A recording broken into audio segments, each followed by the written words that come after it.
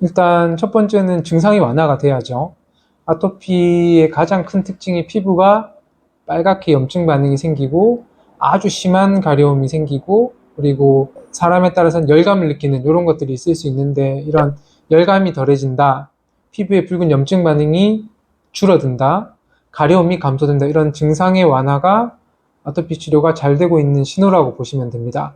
그리고 이런 신호가 쭉 지속되다 보면 땀이 잘 안 나던 분들이 땀이 나기 시작하는 경우가 있는데 이런 경우는 치료가 아주 잘 되고 있는 신호이고 치료가 거의 마무리되어 가는 과정으로 생각을 하셔도 좋습니다.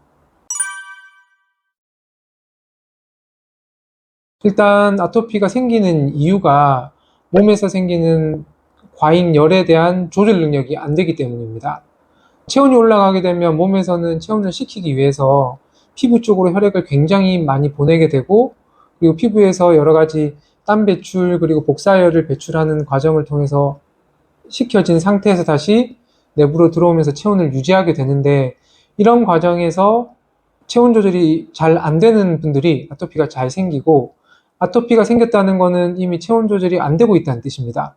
그래서 피부로 혈액이 갔을 때 그런 땀을 통해서 체온을 조절하거나 이런 기능이 잘 안 되기 때문에 아토피 환자들은 땀이 안 나는 경우가 많고요. 아이들일수록 이런 경향이 아주 명확하게 드러나고 성인인 경우 그리고 아토피가 아주 오래된 경우는 이런 과정을 지나서 땀이 나는데도 불구하고 피부에 염증이 지속되는 상황이 있기 때문에 성인들은 조금 차이가 날 수 있습니다.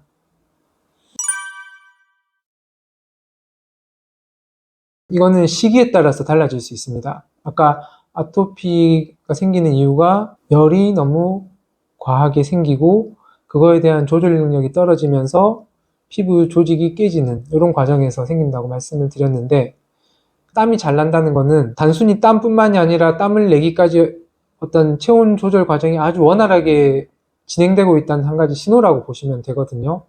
근데 지금 염증이 심하고 가려움이 심한 상태에서 땀이 안 난다고 해서 내가 체온을 급격히 올려서 땀을 내게 된다고 해서 아토피가 갑자기 좋아지거나 하진 않습니다. 오히려 땀 때문에 피부가 더 자극을 받거나 가려워질 수 있기 때문에 염증이 심하다, 가려움이 심하다, 이런 염증이 많은 시기에는 말씀하신 것처럼 운동을 하거나 사우나를 통해서 억지로 땀을 내는 게 좋지 않습니다. 다만 아토피 치료를 하면서 염증이 완화되고 가려움이 많이 완화된 이 상태가 꾸준히 유지되는 그 상태가 됐을 때 그래도 땀이 안 난다. 그때는 땀을 내주는 게 의미가 있을 수 있습니다.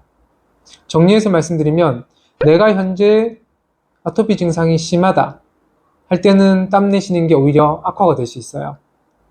물론 찜질방에서 억지로 땀을 뺐더니 좋아졌다고 하시는 경우도 있는데 반대로 피부가 뒤집어지고 굉장히 악화된 경우도 많이 있습니다. 그래서 증상이 심할 때는 억지로 땀을 내쉬는 건 피하시는 게 좋고 증상이 많이 완화가 되고 가려움도 처음 대비 한 10% 이하로 남아있고 이런 상황에서 피부가 건조한 정도로 남아있을 때 땀을 내주시는 건 피부의 활성화에 도움이 될 수 있습니다.